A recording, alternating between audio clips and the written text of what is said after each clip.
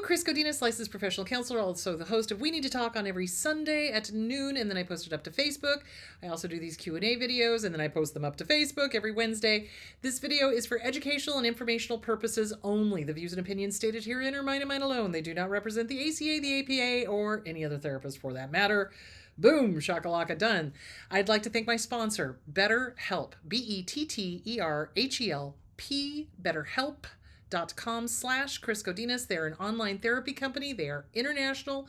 They are everywhere in the world. So if you need to get into a therapist, go to BetterHelp.com/Chris Godinez, fill out some questions, and they will set you up with a licensed professional master's level or PhD level here in the States. And if you are here in the States and you need to get into a therapist in your state, again, just go to betterhelp.com/Chris Godinez, and they will, after you fill out some questionnaires, set you up with a therapist licensed in your state. Thank you, betterhelp.com/Chris Godinez. Okay, let's dive into the questions. How do I learn what is healthy love? In my world, love always hurt. Ouch. So, love doesn't hurt. If it hurts, it ain't love. If it hurts, it ain't love. And I think in a popular culture, these movies, these romance novels, et cetera, et cetera, et cetera, it's always this setup of, it's got to be a struggle and it's got to be painful and it's got to be, this huge, dramatic, trauma-filled thing. No, that's trauma bonding. Let's be clear about that. That's trauma bonding. So love does not hurt. Love is not hurtful. It is not painful. It is not harmful. It is not any of that. So if love is hurting, it's not love. It's not love. And what abusers do is they will harm us and hurt us and say, I love you. I'm doing this because I love you. I'm beating you because I love you. Or I'm talking down to you because, I'm showing you the right way to be, or, whatever their cockamamie is about. You see where I'm going with that? So healthy love, seriously, is like a comfortable slipper that you slip your foot into, and it's comfortable and it's kind and it's warm and it's fuzzy and it's comforting, it's soothing, it's wonderful. So healthy love involves healthy self-esteem. Healthy love evolves from knowing and treating yourself the way you need to know and treat yourself. So self-esteem is the key. When you have self-esteem, you don't put up with people who do not treat you well. You just don't, period. So, and your partner, theoretically, should also have good, healthy self-esteem because they will respect themselves and also respect you if they're healthy. So self-esteem is the key. So healthy love is not what we've been taught in these romance novels, these romantic movies, et cetera, et cetera, et cetera. Healthy love is friendship set on fire. That is the best definition of love I have ever heard in my life, and I love it, and I will keep repeating that until the cows come home.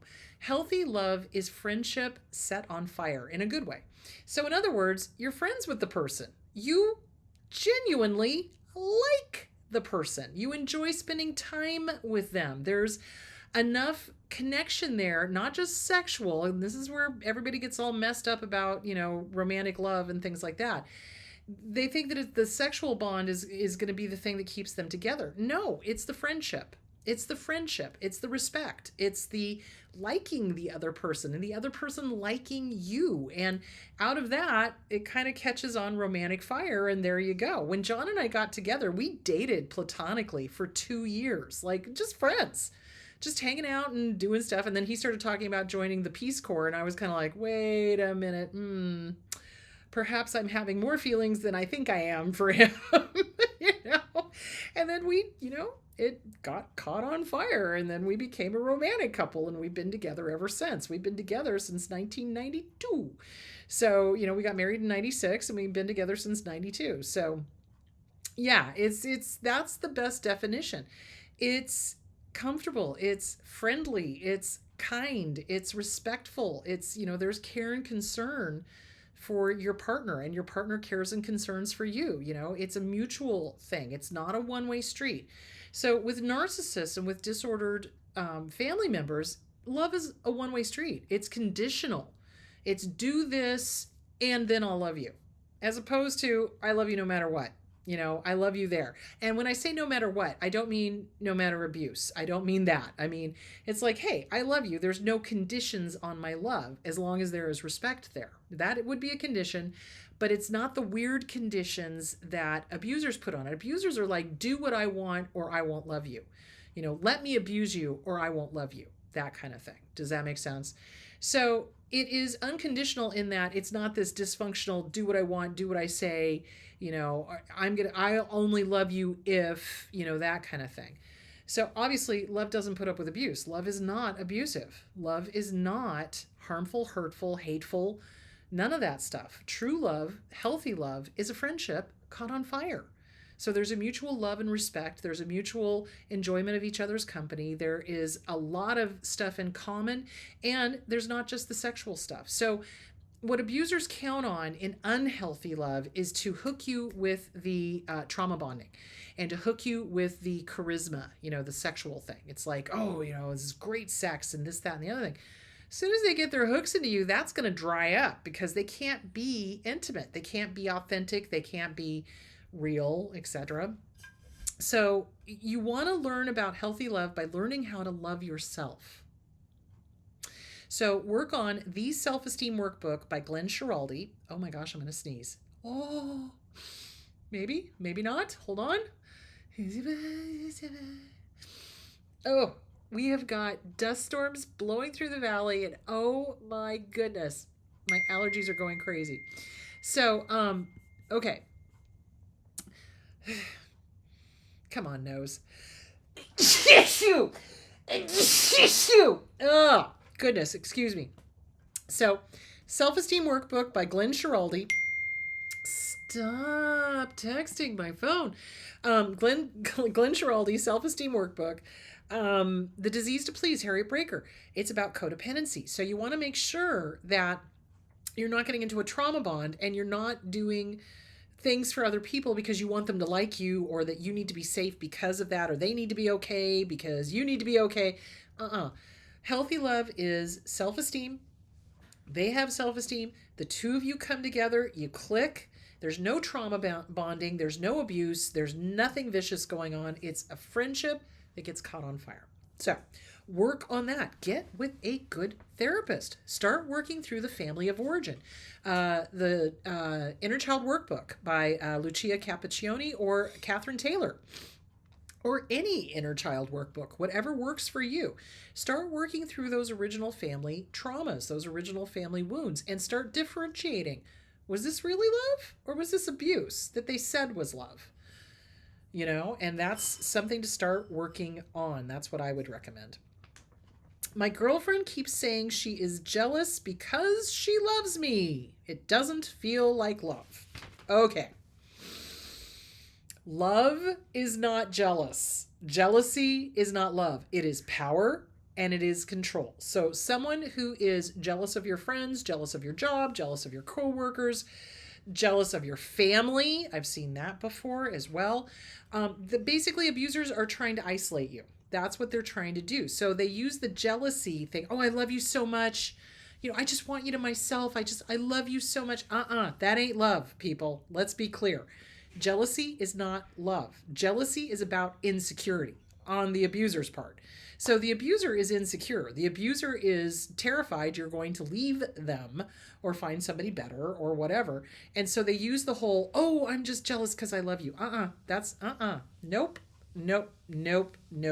With a side of nope and an extra helping of no. So if somebody is being jealous, that speaks to their insecurities. Don't put up with it. It's like, you know, especially after you say, hey, you got nothing to be jealous about. Okay, that should be the end of it. If they're continuing to be like, well, where are you and who are you with and what are you doing and why are you hanging out with that person? You need to just cut them off and be done, because that's how abusers manipulate and control. Jealousy is not about love. It's about manipulation and control. It's about getting you away from your family and your friends and getting you away from anybody that could be an influence on you. So there that is. Okay, got those two down. All right. Trusting the wrong people. Why am I always shocked when that happens? Well, okay. So when we are in an abusive situation, an abusive family, an abusive relationship, whatever, we've trusted the wrong people. And until we really start working again, until we start working on self-esteem and really understanding who we are and what we're about and all of that good stuff, and knowing our own worth, we tend to be attracted to family of origin, people that remind us of the family of origin. So it's really important to work on your self-esteem for so many different reasons. It's really important because once you start developing that gut, that trusting your gut, right? Remember, the head and the heart tell stories. The gut is a simple yes or no answer to a yes or no question. So when we are with an abuser, whether it's in our family of origin or a romantic partner or whatever, they tell us not to trust our gut. We will see the pink elephant taking a crap in the corner of the living room and they'll be like, no, you don't, whap, you know? So they literally beat the gut instinct out of us, either verbally or physically. And when that happens, we no longer in touch with the gut instinct. And so we start inner child. Again, this is why the inner child workbook is so important. The inner child will look outside and go, oh, somebody who kind of sort of reminds me of mom or dad. I know if I can make them like me or love me, I prove these guys wrong. Half of a doo-doo sandwich, half of a doo-doo sandwich, total doo-doo sandwich. So you don't want that. That's why the inner child workbook, Catherine Taylor or Lucia Cappuccioni, or any inner child workbook, the self-esteem workbook by Glenn Schiraldi, so important because you've got to get back in touch with your gut instincts. You've got to trust your gut. You know you better than anybody. And abusers love to walk in, especially romantic abusers do this a lot, but families do this too. They walk in and they go, I know you better than you know yourself. Bull tinky. They do not. You know you better than anybody else. And you've got to get back to trusting your gut. You've got to get back to listening to your gut instinct. If it's a pink elephant taking a dump in the corner of the living room, guess what? It's a pink elephant taking a dump in the corner of the living room. And nothing they say is going to make it any different. But when we're in that fog, we're in that fear, obligation, and guilt, we go, oh, it's not a pink elephant? Oh, I thought it was. Oh, I'm mistaken. I'm sorry. I'm wrong. You don't want to be doing that, guys. If it's a pink elephant, it's a frickin' pink elephant. You see where I'm going with that? And the abusers will try to tell you, oh, no, it's not a pink elephant. You got to be like, look, mother clucker, it's a pink elephant. Don't you, I know a pink elephant when I see one. You know what I'm saying? You're just going to have to do that because otherwise they're going to keep trying to tell you, you don't see what you see. You don't know what you know. You don't hear what you hear. And you don't want that. You want to get back to trusting your gut. So when we trust the wrong person, it's a shock because that little inner kid, that little inner child, that little one so desperately wants and needs an adult to be on their side. And so they put their trust in these people that remind them of the abusers. And when they show their true color, it's always a shock to that inner child. Always. Always. Which is why you've got to start working on the Inner Child Workbook by Catherine Taylor or the Inner Child Workbook by Lucia Cappuccioni or any Inner Child Workbook and the Self-Esteem Workbook by Glenn Schiraldi or You Are a Badass by Jen Sincero. Get a self-esteem workbook. Start working it. The reason why is because you need to help that inner child be safe and be aware. It's like, no, honey, we don't want to be attracted to people that remind us of mom and dad over here. We don't want that. What we want is somebody who's healthy, who's happy, who's whole, who's doing the work and is, ready to have a relationship. Because narcissists are never ready to have a relationship. They're ready to use people. That's all they ever do. They don't want a real relationship. So that's why it is such a shock. It's because it's like slapping a 2-year-old or slapping a 3-year-old. It's like reality hits and the kid is always like, but I trusted you. but I trusted them. And that's why you got to work on the inner child. And that's what's happening. It's like, metaphorically speaking, it's like that 3 or 4 year old or that 2 year old is being slapped in the face with reality. And that's why you want to work on the self-esteem workbook, the inner child workbook, and start helping that inner child understand, no, we cannot be attracted to these people. No, just, yeah, they're familiar, but it's not going to end well. We know how this is going to end. Trust your gut. So, and you start working on trusting your gut by starting with things that you already know the answer to. So, for example, I hate peanut butter. I hate it. I hate it. I hate any kind of nut butter. I think it's the texture. I don't like the texture. But I do love Reese's peanut butter cups. So if I ask my gut, okay, gut, do I like peanut butter? Ugh, it's like literally I can feel my stomach clench and be like, hell no. But I go, okay, do I like Reese's peanut butter guts? Ooh, yeah. Reese's peanut butter cups are great, So do you see where I'm going with that? So you just feel how your body feels to a yes or a no answer. That's your gut instinct. And then you extrapolate that with dealing with people. Can I trust this person? Yes or no? Now, if there's a bunch of story, that's either your head or your heart talking. And that's when you got to be like, nope, head, no heart. No, what is the gut saying? Yes or no? Can I trust this person? And you go with the first answer. And that's usually your correct answer. Okay, let's see how we doing on time here. Okay. All right.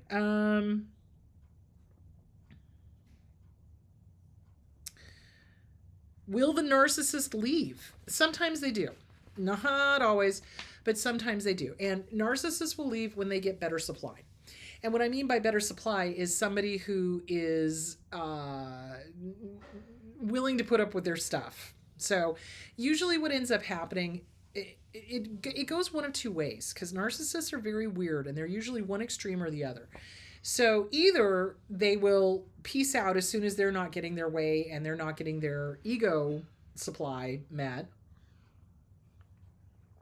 or they are the type who enjoys the drama, who enjoys the trauma, who enjoys the fighting, who enjoys everything, and they stay just because it makes them feel powerful to scream and rage and abuse and do whatever.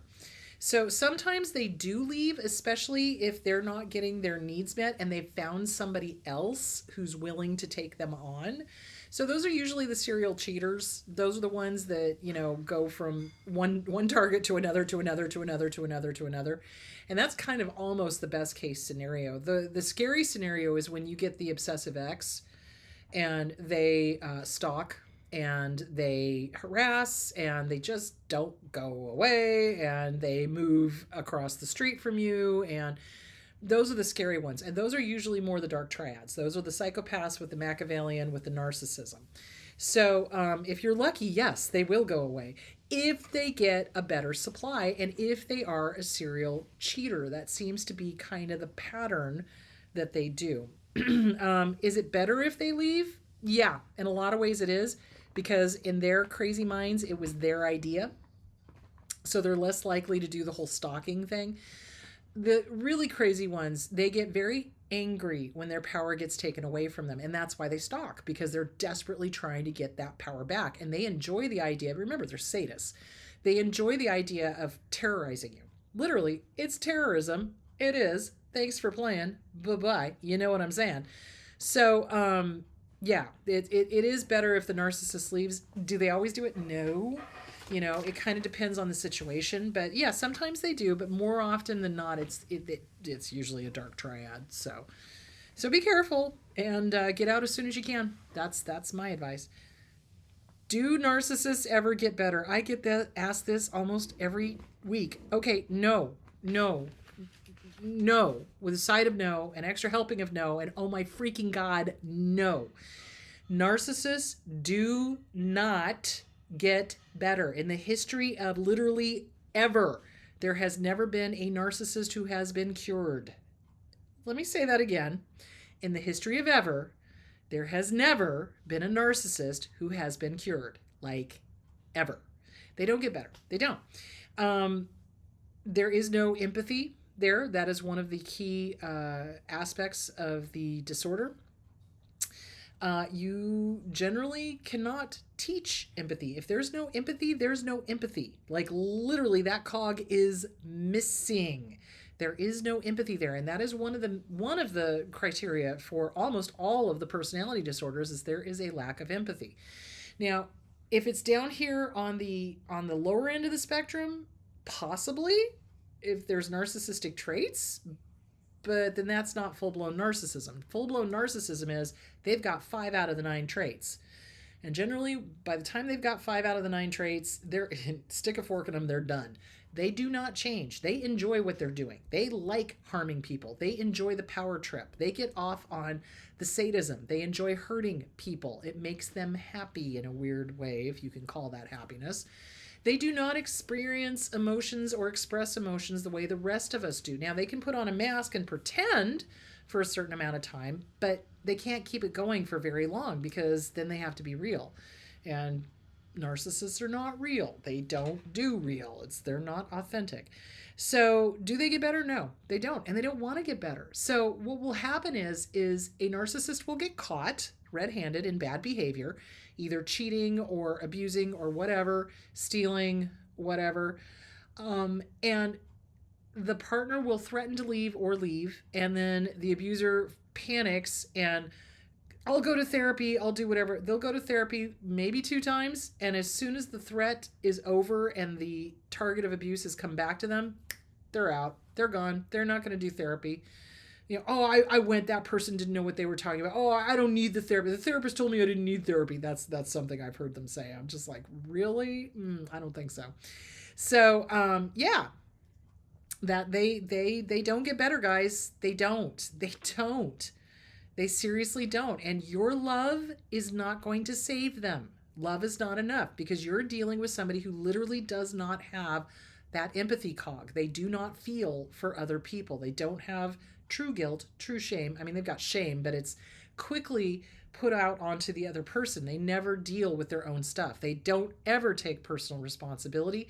They never acknowledge having ever done anything wrong in their entire lives. It's just, there's no personal responsibility. There's no empathy. There's no putting themselves in another person's shoes. It's all me, I, more my genitals. Seriously. It's all ego. There is nothing else up here. There is no there. So no, they do not get better. And if you're kidding yourself and saying, oh, but I can love them into sanity. No, you can't. No, you can't. I wish you could. You know why? This world would be a hell of a lot better place if you could. You can't. Trust me. So yeah, if you're with somebody who is narcissistic, get the hell out. Get the hell out. Save yourself. I'm not kidding. Okay, hope that answered that question. Oh, similar line. Does an obsessive ex ever stop? Okay. Obsessive exes are cuckoo for Cocoa Puffs. They're generally antisocial or psychotic. They are narcissistic, and they are control freaks. They will only stop if it's clear that they're not going to win, and that there will be consequences for them if they continue. That is generally the only time they stop. So you're dealing with somebody who is literally batshimomo crazy. You know what I'm saying? So in their heads, they're going to punish you. They're going to get you. I'm going to get you. It's like a 2-year-old. They're very vindictive, and they're very reactive. And it's, I'm going to get you. I'm going to do this. Look how powerful I am. I'm going to make your life miserable. I'm going to whatever. So they will continue to do the stalking. They will continue to do the harassing, caveat, until it becomes clear that there's going to be consequences that they are going to suffer. So, for example, you have a stalker, right? You get a restraining order against them. So oftentimes they'll fight the restraining order. They'll try to have it reversed, or they'll try to put one on you, and hopefully the judge will see through that and deny it. Once the restraining order is up, they will attempt to harass and stalk again, and then you just go get out another restraining order on them. You do. And eventually, at some point, either the judges and the police will be like, what the? Because they'll keep violating the restraining order. So you got to understand, restraining orders are just a piece of paper. They are. And they are worthless unless you call the police every single time that an act happens. Now, I've had people tell me, "Oh, well, the police got upset at me for calling when he violated his." I don't care. Legally, I don't care. You get their badge number and their name and you file a complaint against them. I'm serious. I am sick to death of police officers not taking domestic violence seriously. We just recently, a couple of months ago, we recently had a case where the guy had a restraining order against him. Was it here in Gilbert or was it somewhere else? I think it was in Gilbert. It might have been Mesa. But had a restraining order against him. She'd been calling. The police blew her off. He killed her and then killed himself. Wow, good job. You know what I'm saying? They did nothing. I'm sick of the judicial system not doing its damn job. And again, little social warrior here, we need to start writing our senators, our representatives, etc. on this particular issue because people are dying, not just women, because remember, women can be stalkers too. So, we need to start really changing this system. We need to change the way people think about mental health. We need to change the way people think about domestic violence. We need to change the way people think about stalking. It's deadly, guys. It's not a game. It's not, oh, they're really in love with you. I've heard that. I'm like, are you smoking the crack? Seriously. It's like, no, they're not in love with you. It's the same issue as jealousy. They're not in love. This is power. This is control. This is terrorism. They are terrorizing this person to try to get them to come back to them, gain control over them, get their jollies, whatever.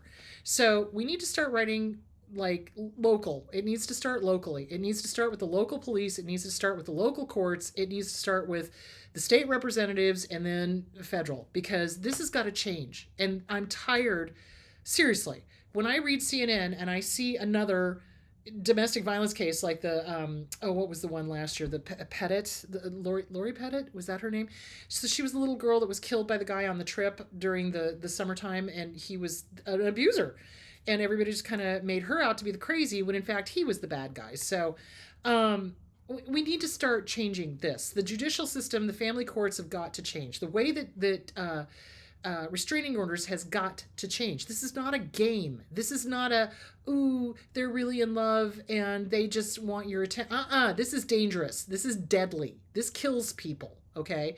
So I'm sorry, I just went off on a total tangent, but it pisses me off. It's unnecessary to see people dying when they don't need to, because it could have been stopped. Don't get me started. Too late. Okay, so they don't stop. They are crazy. You get a restraining order. You call the police every single time. If the police have a problem with it, you get their badge number and their name and you file a complaint. And then you go to the local news thing and you totally out them. I'm serious. I'm sick of this. So, you've got to be bold. You've got to be brave. And a lot of survivors of abuse are terrified to do that.